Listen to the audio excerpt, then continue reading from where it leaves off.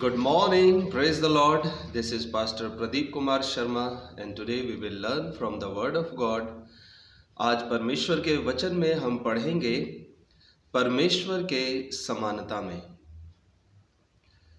और ये अध्ययन हमें मदद करेगा यह जानने के लिए कि एक पिता और पुत्र के बीच किस तरह की एक समानता होती है। बहुत समय पहले की बात है, एक परिवार जो है वो अपने रिश्तेदारों में घूमने के लिए गया था और वो अपने साथ अपने एक छोटे नवजात बच्चे को भी साथ में लेकर के गए थे। जब वो अपने रिश्तेदारों के बीच गए तो वहाँ पर उनके रिश्तेदारों में से एक बहन ने सामने खड़े होकर के उस बच्चे को देखा और देखती रही और उसके बाद कहने लगी, ये हूबहू अपने पिता के जैसा है।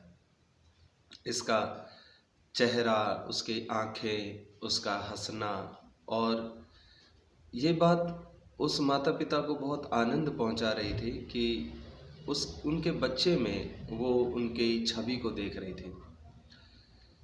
हम भी इसी प्रकार उस जिंदा परमेश्वर की छवि को देखना चाहते हैं। एक ऐसा बेटा कौन होगा जो पूर्ण रूप से अपने पिता की छवि को दिखा सकेगा। हम सब कुछ हद तक अपने पिता के जैसे, अपने माता के जैसे रंग रूप में, शक्ल सूरत में दिखाई देते हैं। कुछ रंग रूप में नहीं दिखाई देते तो वो स्वभाव में दिखाई देते हैं। लेकिन संपूर्ण रूप से कौन ऐसा पुत्र होगा, कौन ऐसी बेटी होगी जो अपने पिता का पूर्ण रूप दिखा सके।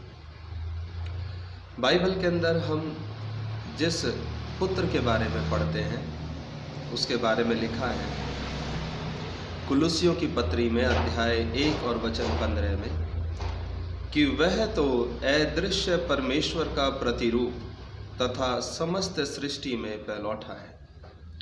ये प्रभु यीशु मसीह के बारे में बोला गया है कि परमेश्वर जो अदृश्य है, जो हमें दिखाई नहीं देते, यदि वो हमें दिखाई दें तो वो कैसे दिखाई देंगे। तो यहाँ लिखा है कि वह अर्थात यीशु अदृश्य परमेश्वर का प्रतिरूप है। प्रतिरूप का मतलब होता है बिल्कुल वैसा ही जैसे पिता परमेश्वर है, प्रभु यीशु मसीह बिल्कुल वही है। अब पिता परमेश्वर का यहाँ पर कोई भौतिक रूप तो नहीं वर्णन किया गया है, बताया गया है कि अदृश्य परमेश्वर है। पर अदृश्य परमेश्वर की महिमा कैसे दिखाई देती है? उनके महान सृष्टि के अंदर हम उसे देख सकते हैं।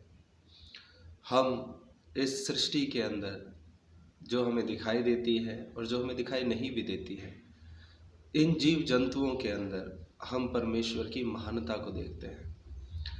ये सारी महानताएं, उनके बड़े बड़े आश्चर्य के कर्म प्रभु यीशु मसीह में दिखाई देते हैं। परमेश्वर एक प्रेम करने वाला परमेश्वर है। ये प्रेम प्रभु यीशु मसीह में दिखाई देता है कि वो उन सब से भी प्रेम करते हैं जो परमेश्वर को नहीं भी मानते।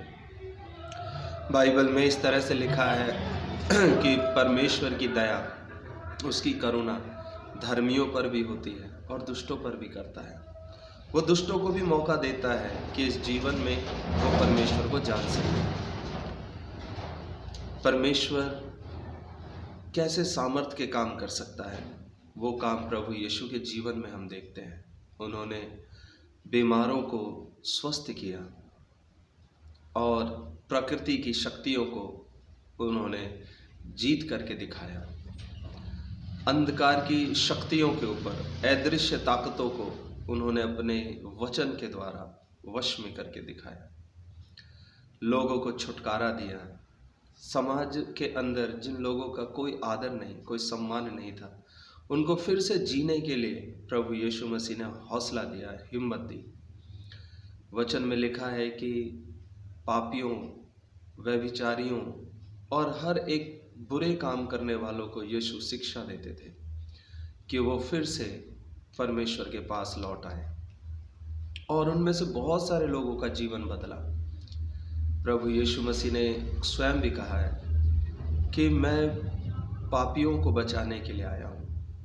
जिस प्रकार एक वैद्य, एक डॉक्टर बीमारों को बचाता है, प्रभु यीशु पाप से प्रेम नहीं करते।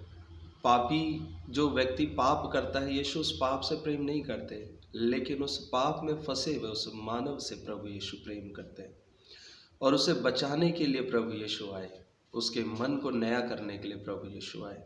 उसे अपने आत्मिक बातों से, अपने वचनों से उसको एक नई शुरुआत देने के लिए प्रभु यीशु इस दुनिया में आए। और यहाँ पर हम देखते हैं कि वो अदृश्य परमेश्वर का प्रतिरूप है।